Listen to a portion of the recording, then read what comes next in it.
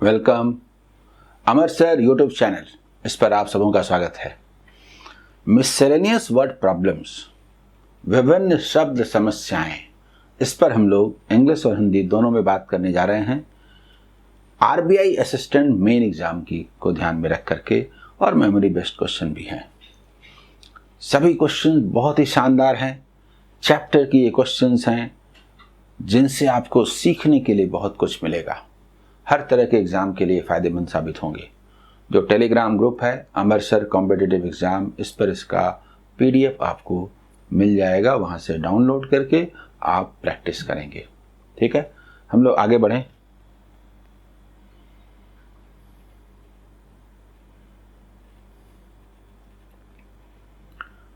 तो सबसे पहला क्वेश्चन रेसेस एंड गेम्स से है। इस तरह के क्वेश्चन को कैसे सॉल्व करते हैं समझाऊंगा, सबों को समझ में आएगा। आइए।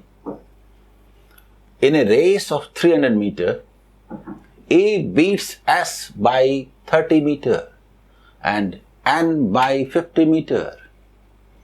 If S and N are running a race of 200 meter with the same speed as before, then by how many approximate meters will S beat N? मैं एक्सप्लेन करता हूँ। रेस के क्वेश्चन में बहुत सारे स्टूडेंट को दिक्कत होती है। इसका मीनिंग क्या है, मैं मीनिंग बताता हूं। ठीक है, देखिए, अगर हम मीनिंग की बात करें तो मान लीजिए कि ये 300 मीटर का डिस्टेंस है जिसको तय करना है। तो जब एक 300 मीटर डिस्टेंस तय करता है तो दूसरा वास्तव में 50 मीटर पीछे रह जाता है और तीसरा एक 30 मीटर पीछे रह जाता है। ऐसे कहने का मतलब यह हुआ कि ए जब 300 मीटर डिस्टेंस तय करता है उतने समय में, यानी टाइम सेम रहने पर, जो एस है वो 30 मीटर पीछे रह जाता है। 30 मीटर पीछे रह जाता है, यानी यहीं तक आ पाता है। और तीसरा यानी फर्स्ट जो है वो एस, फर्स्ट जो है सेकंड को, और थर्ड एन को, वो 50 मीटर पीछे रह जाता है। ये 50 मीटर पीछे रह जाता है। समान समय में जब ए यहां पहुंचता है तो एस यहां पहुंचता है और एन यहां पहुंचता है समान समय में। तो सेम इंटरवल ऑफ टाइम में डिस्टेंस का जो रेशियो होता है वही स्पीड का रेशियो भी होता है। इसका मतलब ये हुआ कि स्पीड का जहां तक सवाल है, ए, एस एंड एन, जितनी देर में ये 300 मीटर जाता है उतनी देर में ये 270 और ये 250 मीटर, सेम टाइम में डिस्टेंस का यही रेशियो है तो स्पीड का रेशियो भी यही हुआ। 30:27:25। अब क्वेश्चन कहा जा रहा है कि नहीं, अगर 200 मीटर रेस हो तो ए जिन दोनों को डिफीट किया था उन दोनों में बताइए कि उन दोनों में जो फास्ट दौड़ता है यानी एस, वो एन को कितने मीटर से डिफीट करेगा। यानी समान समय में जब एस 200 मीटर तय करेगा तो एन कितना पीछे रह जाएगा। यानी कहने का मतलब कि दूसरी बार जब बात हो रही है कि अगर ये 200 मीटर का डिस्टेंस है तो ये कितना पीछे रह जाएगा। समझ में आ रहा है ना। ये अगर 200 मीटर का डिस्टेंस है और यदि एस यहां पहुंच जाए तो एन यहां पहुंचेगा। व्हाट इज दिस डिस्टेंस, यही पूछा है।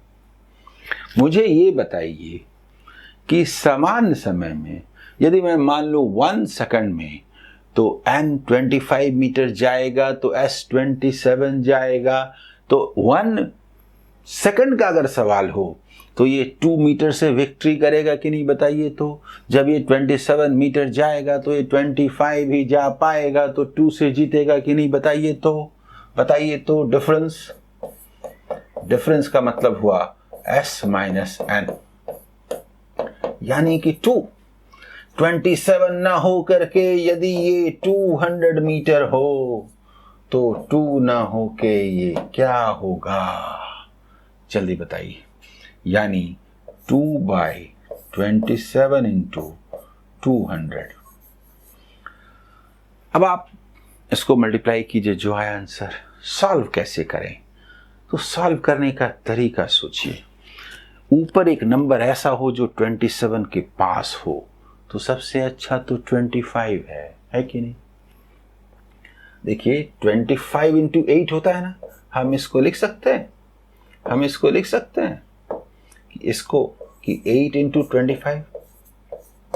ऐसा लिखने से क्या होगा, 16 इंटू 25, यानी कहने का मतलब 16 इंटू 1 माइनस 2/27। बहुत आसानी से बोलिएगा 16 माइनस 32/27। ये 1 पॉइंट समथिंग हुआ। 16 में अगर आप 1 पॉइंट समथिंग लेस करेंगे तो ये 15 मीटर अप्रॉक्स हुआ कि नहीं, बोलिए। यानी कहने का मतलब हमने निकाला कि ये 15 मीटर से डिफीट करेगा। जब 200 मीटर का डिस्टेंस s तय करेगा तो n उससे 15 मीटर पीछे रह जाएगा, यानी 15 मीटर से वो डिफीट होगा, यानी n डिफीट होगा। बोलिए, रेसेस एंड गेम्स का ये जो क्वेश्चन है, इससे आपका कंसेप्ट क्लियर हुआ कि नहीं। ठीक है, आगे बढ़ते हैं अगले क्वेश्चन की ओर। सेकंड क्वेश्चन, ठीक है। सेकंड क्वेश्चन देखिए, बहुत बढ़िया है। देखिए, there are 3 containers A, B and C which contain water, milk and a seed respectively in equal quantities। एक में वाटर है, दूसरे में मिल्क है, तीसरे में सीड है और इक्वल क्वांटिटी है। ठीक है। 10% of the content of A is taken out and poured into B। समझ में आ गया कि होना क्या है। Then the same 10% from B transferred to C। No, अब आगे पढ़ने का अभी समय नहीं है, पहले फ्रेम कर लेते हैं। सुनिए, बताता हूं।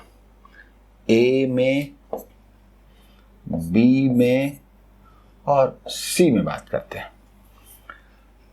जो ऑर्डर है, water, milk and a seed, water, milk and a seed, water, milk and a seed, water, milk and a seed. Initially equal quantity है। जनरली क्या होता है, x मान लेते हैं, y मान लेते हैं, उससे नहीं मानना। परसेंटेज है तो 100 मानना चाहिए, लेकिन उसका 10% निकालते हैं, फिर 10% निकालते हैं। ये 10% 1/10 के लिए 100,000 लेते हैं। ठीक है, कोई भी ले सकते हैं, x भी ले सकते हैं, लेकिन 1000 लेते हैं। तो पहले में 1000 जो भी ले लीजिए मिलीलीटर वाटर है, दूसरे में 1000 मिलीलीटर मिल्क है और थर्ड में 1000 मिलीलीटर एसिड है। इक्वल क्वांटिटी दिया हुआ था। हो गया। अब आइए एक बात करते हैं। सबसे पहले 10% of the content of A is taken out. जब इससे 10% लेंगे तो सिर्फ यही निकलेगा ना, बोलिए। तो 100 निकल जाएगा, इससे -100 हो जाएगा। तो हम लोग बोल सकते हैं कि यहां पर -100 हो गया, यानी 900 बचा। और ये जो 100 जाएगा वो कहां जाएगा, वाटर है तो यहां पर जाएगा, और ये वाला 1000 रहेगा। बोलिए, जब 10% इससे निकालते हैं तो चूंकि इसमें सिर्फ वाटर है तो निकल के वाटर यहां जाएगा, प्लस होगा फर्स्ट। इसके बाद फिर है then the same 10% from B is transfer to C. B से जब सी में जाएगा तो इसका 10% जाएगा, तो ये 90 बचेगा और 10 यहां आएगा। जल्दी बोलिए, क्लियर? इसका 10% जाएगा तो ये 900 बचेगा और 100 कहां जाएगा? मिल्क के पास, और ये तो 1000 है ही। ये पोजीशन है कि नहीं? जब इससे 10% जाएगा तो इसका 10%, 10 इधर गया तो 90 बचा, 10% 100 गया तो 900 बचा।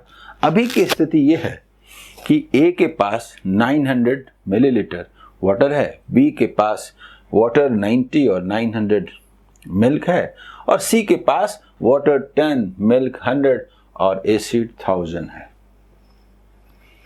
उसके बाद है from which again the same 10% is transferred to A. अब इससे 10% निकालेंगे तो यहां पर 9 बचेगा और यहां पर 1 आ जाएगा, तो 901 हो जाएगा। बोलिए, 1 आ जाएगा तो 901 हो जाएगा। इसका 10% निकलेगा तो ये 90 बचेगा और 10 यहां आ जाएगा, तो ये 10 हो जाएगा, पहले से तो है नहीं।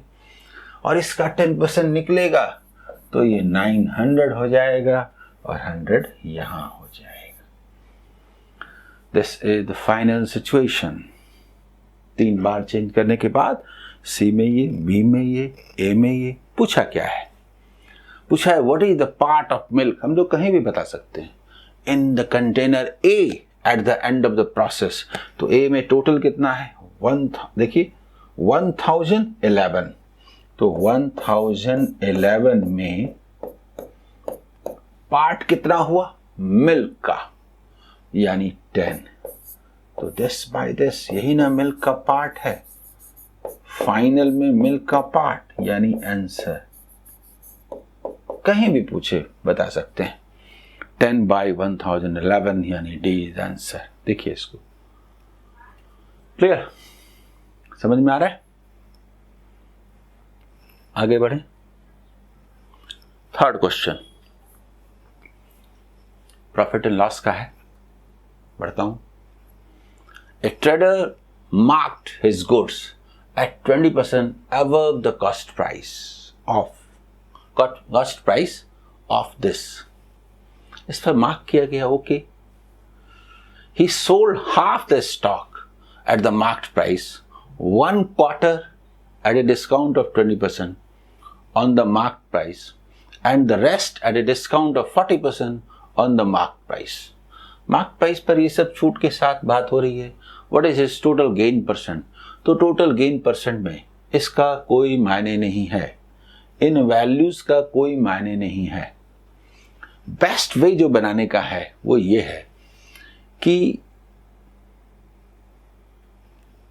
इसका मार्क्ड प्राइस कितना अबव है। हम लोग कॉस्ट प्राइस को 100 मान के बात करते हैं ताकि फाइनली जो आए वो पता चले कि क्या है। तो देखिए कॉस्ट प्राइस अगर आप 100 मानते हैं तो मार्क्ड प्राइस क्या होगा? 20% अबव है पूरे सामान का, तो 120। लेकिन जिस तरह से आगे बंटवारा होना है हम लोग इसको मान सकते हैं कि ये 120 है। आप 1000 भी मान करके चल सकते थे, लेकिन अभी चल जाएगा इसलिए जरूरत नहीं।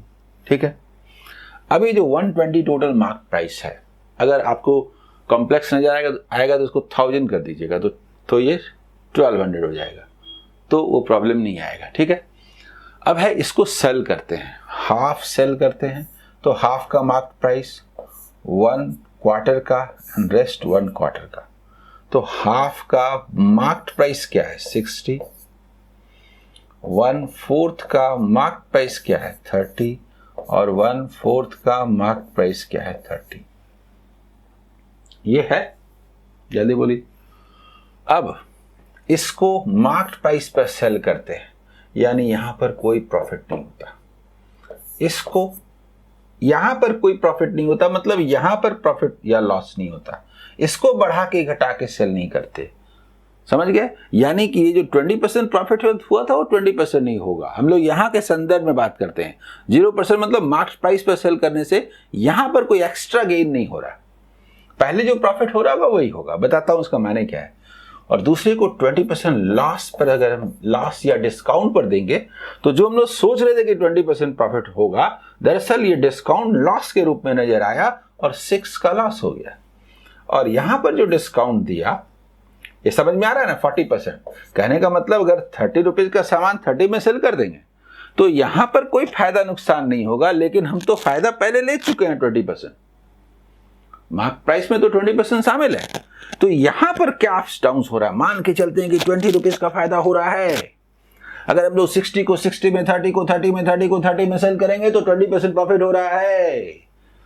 तो यहां पर गेन होगा तो एक्स्ट्रा, लॉस होगा तो नुकसान।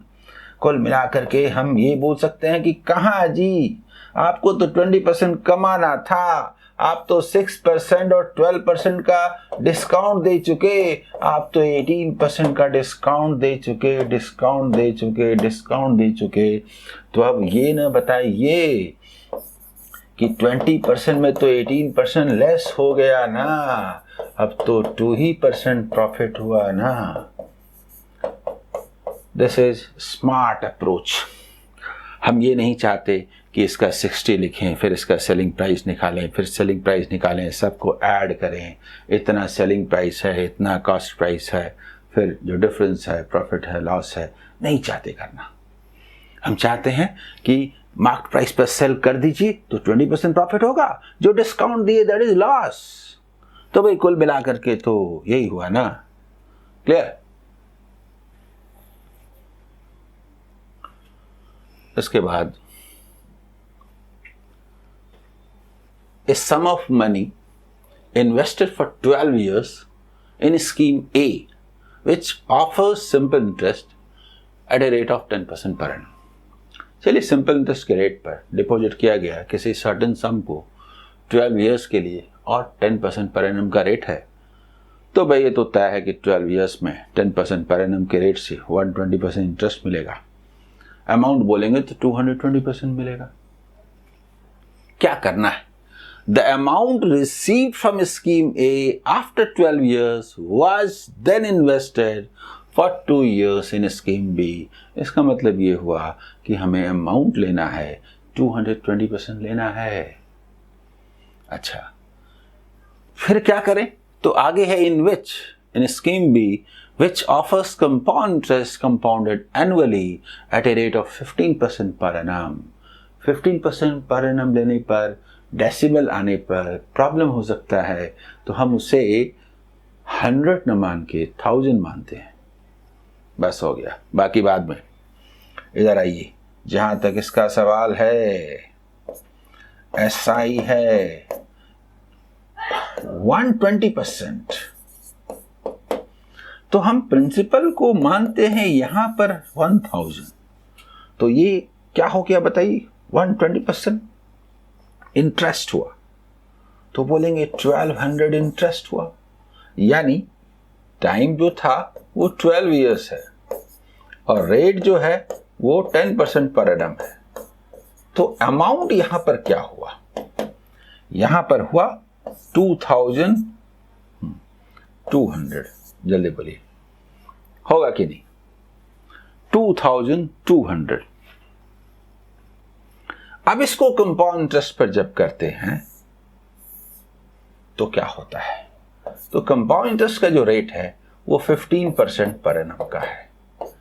तो आप मुझे ये बताइए 15% कितना होगा? देखिए 220, 110, 330, यानी ये 330 ये सिंपल इंटरेस्ट हुआ। और इसका जो 15% हुआ मतलब 10% 33, 5% 16.5, यानी 49.5 रुपीज हुआ। तो टोटल कंपाउंड इंटरेस्ट कितना हुआ? कंपाउंड इंटरेस्ट कितना हुआ? 660 और 40 ले लीजिए, 709.5 इज इक्विवेलेंट टू, क्योंकि हमें total compound interest scheme B से कहा है। ये स्कीम बी का सवाल है ये स्कीम ए का सवाल है। That is equivalent to rupees 7,095। जो पूछे वो बता दे। पूछा है इसमें कि what was the sum invested in scheme A, यानी 1000 माने क्या 10 टाइम्स, यानी ₹10,000 आंसर। ठीक है, चले अगले क्वेश्चन की ओर। नेक्स्ट क्वेश्चन देखिए, ये भी प्रॉफिट एंड लॉस का है, मेमोरी बेस्ट है, मजा आएगा आपको। A shopkeeper first allows a trade discount of 25% and then a cash discount of 32/5%. कितना बेकार डेटा दिया है on the marked price of the goods and gets a net gain of 17%. देखिए 17% नंबर भी बड़ा खतरनाक है of the cost price. If marked price be ₹500/3, मतलब रही सही कसर भी यहां पर पूरी कर दी गई, then what will be the cost price. इतना टेढ़ा डेटा आदमी कैसे बनाए? लेकिन एग्जाम के क्वेश्चंस हैं, एग्जाम के क्वेश्चंस खूबसूरत होते हैं, उसके डेटा एक दूसरे के लिए बने होते हैं, कुछ तो होगा। आइए बात करते हैं। देखिए सबसे पहली बात है, डिस्काउंट को किसको पहले दिया मैटर नहीं करता। मैं बात करता हूं ऐसे ऐसे ऐसे, ये cost price, selling price, second selling price, ये फर्स्ट सेलिंग प्राइस मतलब फर्स्ट डिस्काउंट के बाद, और ये मार्क प्राइस। डिस्काउंट इधर से होता है, प्रॉफिट इधर से होता है। जनरली हम लोग क्या करते हैं, हम लोग कॉस्ट प्राइस को एज्यूम करते हैं और वो भी 100 मानते हैं, लेकिन यहां पर डिस्काउंट बड़ा टेढ़ा है। 32/5 आउट ऑफ 100 का डिस्काउंट, अब 100 मानेंगे तो 32/5 लेस ही नहीं होगा। 32/5 पर 100, 32 out of 500। This is the way. हमने 100 न मान के 500 मान लिया, हमारा तो काम ही हो गया, क्योंकि 32 रुपीज का डिस्काउंट मिला, तो ये 468 रुपीज मिला। आगे 25% डिस्काउंट करे, चलिए कर देते हैं। यहां पर 32/5% का माने ही यही हुआ, 500 में 32, और यहां पर 25% डिस्काउंट। लेकिन जानते हैं मेरा मन क्या कर रहा है, 503 कहा है तो 503 से डिवाइड ही कर देते हैं। चलिए थोड़ा वेट करते हैं, आगे करते हैं। अगर हम 25% का डिस्काउंट का मतलब 117 का डिस्काउंट तो 351। अब मुझसे बर्दाश्त नहीं हो रहा है, अब मैं इसको 3 से डिवाइड करूंगा। 500/3 तो 5 है ना, 500/3, तो इसको भी 3 से डिवाइड करते हैं और इसको भी 3 से, नहीं समझे, इसको यदि हम 3 से डिवाइड करेंगे तो 156, इसको भी 3 से डिवाइड करेंगे तो 117। जल्दी बोलिए जल्दी बोलिए जल्दी बोलिए, और खत्म हो गया। 17% का प्रॉफिट है, तो 117% अगर 117 है तो 100% क्या है? क्या ये 100 ना है? आंसर रियल में कॉस्ट प्राइस 100 हुआ ना। यानी कहने का मतलब ये है कि यदि सेलिंग प्राइस इतना रुपया हुआ, यदि ये इतना हुआ तो ये इतना क्यों ना हुआ? बोलिए, तो ये इतना क्यों ना हुआ? आंसर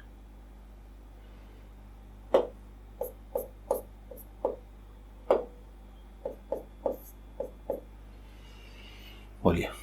शानदार क्वेश्चंस हैं कि नहीं?